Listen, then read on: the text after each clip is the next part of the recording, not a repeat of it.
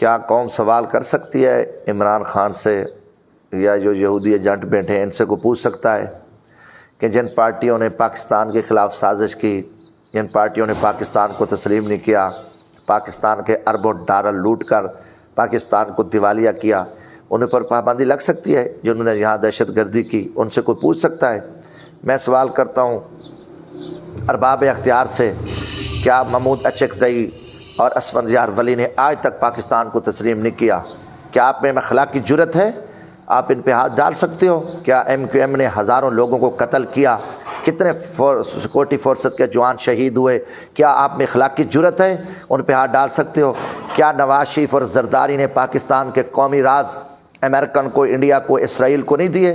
اور اربوں خربوں پاکستان کے لوٹ کے یہ باہر لے کے گئے ہیں۔ یہ ڈان لیکس، یہ میمو گیٹس کیا تھا پیپلز پارٹی اور مسلم لیگ نون کا؟ یہ غدار نہیں تھے کہ جنہوں نے اتنے بڑے پاکستان کے قومی راز دیے اور پاکستان کے خربوں روپے لوٹ کے گئے؟ تو کیا یہ مجرم نہیں ہے؟ ہاں، کیونکہ عمران خان، کیونکہ یہ سارے یہودی ایجنٹ ہیں، یہ امریکہ اور اسرائیل کے کتے ہیں، یہ مودی کے کتے ہیں جو پاکستان کے دشمن اور غدار جماعتیں ہیں۔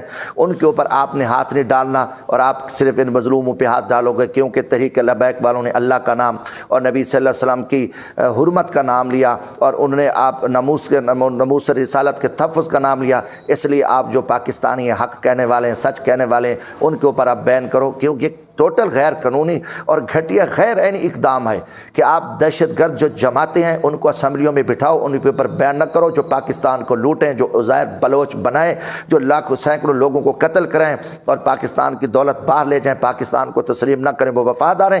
یہ گھٹیا پن ہے حکومت پاکستان کا، اور پوری پاکستانی قوم جو اہل ایمان ہے عمران نیازی کی حکومت پہ لعنت کر رہی ہے، اور ہم پاکستان عوامی راج پارٹی پرزور مذمت کرتی ہے کہ تحریک لبیک کے ساتھ مذاکرات کریں اور تحریک لبیک کے امیر سعد حسین رضوی صاحب کو رہا کریں، ان کے کارکنوں کو رہا کریں، اور پاکستان کو جو امن کی طرف لے کے جائیں۔ اس معاہدے کو حکومت وقت نے توڑا ہے، اس کی ذمہ داری جو جلاؤ گھراؤ جتنے نقصانات ہوئے اس کا ذمہ دار عمران نیازی ہے۔